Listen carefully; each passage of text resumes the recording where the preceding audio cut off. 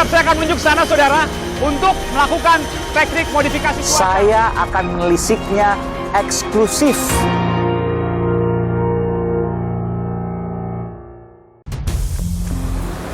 Misteri penganiayaan aktivis pemuda KNPI masih gelap hingga saat ini.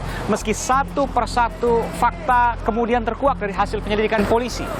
Ada dugaan dilakukan oleh orang suruhan dengan terencana. Benarkah ada orang kuat yang memiliki banyak uang di balik kasus ini? Saudara saya Aiman Wicaksono, saya mencoba untuk mengupasnya. Ikuti saya, saudara.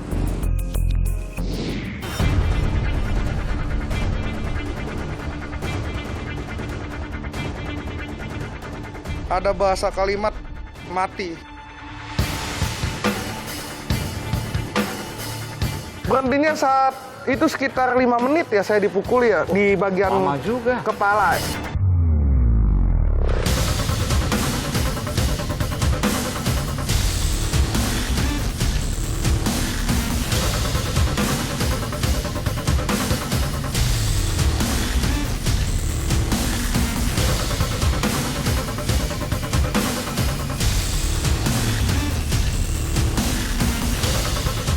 Benarkah yang melakukan ancaman pembunuhan itu adalah orang kuat dan memiliki banyak uang? Asumsi itu ya layak diuji. Layak. Layak. Kenapa?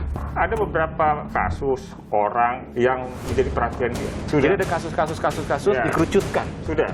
Boleh tahu kasus siapa? Sebelumnya mereka juga sudah mengamati Anda lewat di jalan sini.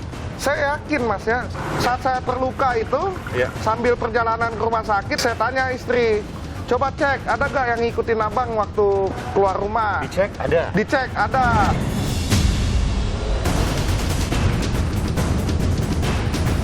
Anda sebutkan orang kuat dan punya uang. Iya. Siapa itu?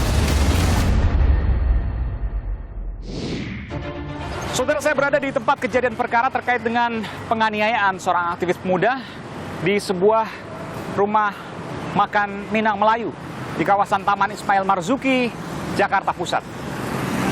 Tapi sebelum saya mewawancarai yang bersangkutan di sini, saya menuju ke rumah korban, saudara, di kawasan Jakarta Timur untuk saya coba telusuri bagaimana kemudian kejadian sesungguhnya. Konon ada sejumlah orang yang tertangkap kamera dan diduga ia adalah pelaku dari penganiayaan. Benarkah di balik semua ini ada orang besar yang memiliki uang banyak? Apa tujuannya? Saudara, saya akan menuju ke rumah Haris Pertama, Ketua Umum DPP KNPI di Jakarta Timur. Dan saudara, saya berada di kawasan Kayu Manis, Jakarta Timur. Persis di hadapan saya adalah rumah korban, aktivis yang juga Ketua Umum KNPI, Komite Nasional Pemuda Indonesia, Haris Pertama.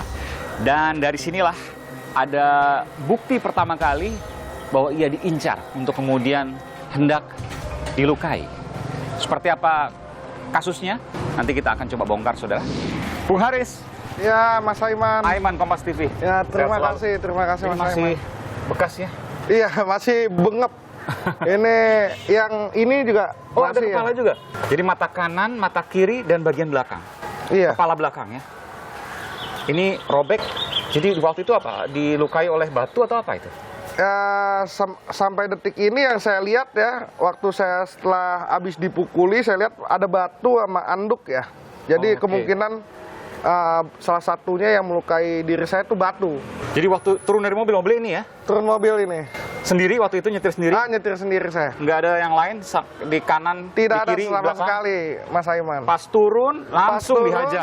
Jadi saat saya turun, karena posisi saya sudah tutup pintu, dia lewat. Ya. Karena ada mobil samping juga ya Mas ya. Iya. Jadi jalan itu kali selebarnya dari pintu pagar sampai sini lah ya. Iya, iya. Kita jalan. Jadi saat saya jalan di sini, nah apa? Orang itu dari belakang, dari depan Oke. mobil saya. Oke. Langsung kepala, nggak lama muka, kayak ada yang dorong, saya langsung jatuh, udah darah udah banyak, saya jatuh pegang tanah, itu saya langsung jongkok gini, jadi itu sekitar 5 menit ya saya dipukuli ya di bagian Lama juga. kepala, Berapa sekitar orang? 5 menit. Saya merasa 3 atau 4 orang. ada 4 tersangka yang melakukan eksekusi. Yang pertama adalah Avici yang masih DPO. Dia yang mukul menggunakan batu. Kemudian yang kedua, Johar J. Dia memukul kurang lebih 3-4 kali di muka korban dengan menggunakan tangan kosong. Yang ketiga, Bram. Itu melakukan tendangan ke arah wajah dan juga badan korban. Dan yang terakhir, Irfan yang masih DPO, pemukulan dengan menggunakan helm kepada temannya korban yang saat itu bersama dengan korban. Kenapa bisa mereka berhenti? Jadi kebetulan saya surut yang biasa bersama saya ya, junior saya, pengurus DPP juga, nunggu di restoran Garuda sama tim hukum. Oke. Karena saya sudah posisinya sudah nyampe di parkiran di awal, sebelum saya turun mobil, saya sempat WA. Saya sudah sampai di parkir. Nah, Sebelum dilukai udah sempat WA dulu. WA, saya sudah sampai di parkir. Nah, cuma mungkin mereka kan karena terlalu lama saya tidak masuk, mereka coba keluar. Bener gak saya masuk? Untung mereka keluar. Kalau Untung mereka nggak keluar, nggak ada, nggak berhenti. Boleh ditanya nanti sama saksi yang security nggak ada sama yang misahin di pekerja. sana, warga atau security dan lain sebagainya. Nggak dimisahin. Kenapa? Security pengakuannya diancam. Oh, sebelumnya sudah ada di situ ya, si diancam. eksekutornya itu sudah ada di situ dan sudah dikondisikan tuh ya.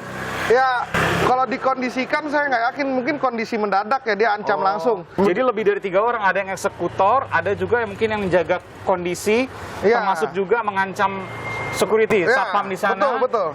Dan mereka bukan kali itu, sebelumnya mereka juga sudah mengamati Anda lewat di jalan sini. Saya yakin Mas ya, soalnya mereka sangat tahu betul rumah saya. Taunya? Dan ya karena mereka ikuti dari rumah, nggak mungkin. Waktu karena kejadian? Ya. Sebelum kejadian juga sempat kesini, kan saya lihatnya ada 1, 2, 3, 4 CCTV di rumah Anda Saya ya? yakin ada, karena Ada rekamannya? ada pagi dan siang ya. Kalau menurut kepolisian, data DVR saya, tapi saya juga cek kan. Saat saya terluka itu, sambil perjalanan ke rumah sakit, saya tanya istri, coba cek, ada gak yang ngikutin abang waktu keluar rumah? Dicek, ada. Dicek, ada. Oke, Ada motor yang melihat ke rumah. Coba kita lihat sama-sama ya.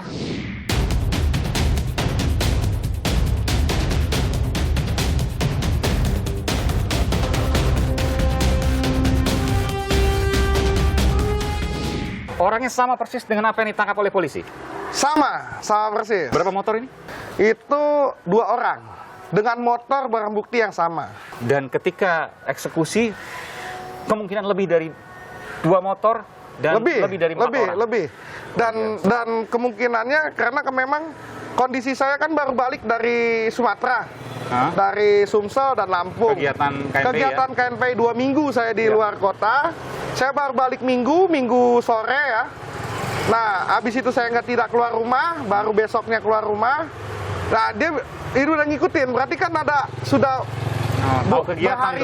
berhari-hari mereka amati, mungkin karena 2 minggu itu saya tidak ada di lokasi. Ya pas saya di Jakarta. Lebih dari 1 pekan dia matinya.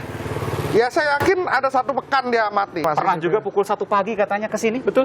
Disampaikan Polda Metro itu pagi hari, kita nggak tahu ya pukul berapa.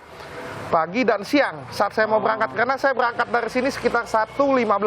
Anda dikenal kritis, ya.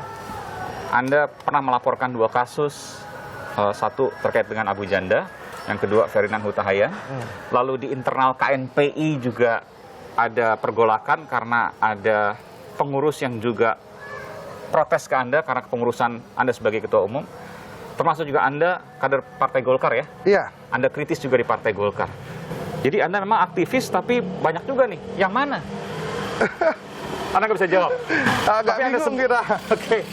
Tapi di antara 4 ini, Anda mencurigai salah satunya, atau di luar 4 ini? Ya, saya salah satunya di antara 4 itu. Anda sebutkan orang kuat dan punya uang. Iya. Siapa itu? Nanti kita akan coba bahas itu. Ya. Tapi boleh. Ajak saya untuk ke tempat kejadian perkara. Boleh. Kita sama-sama ke Anda tempat dilukai restoran di sana. tersebut. Kita akan menuju sana, saudara. Ikuti Aiman.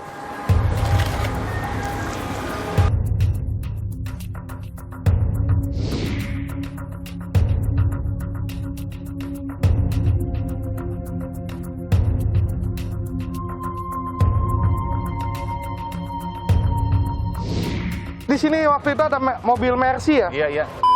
Darah saya sampai sini. Terus Anda jongkoknya di mana? Jongkoknya kayak ini.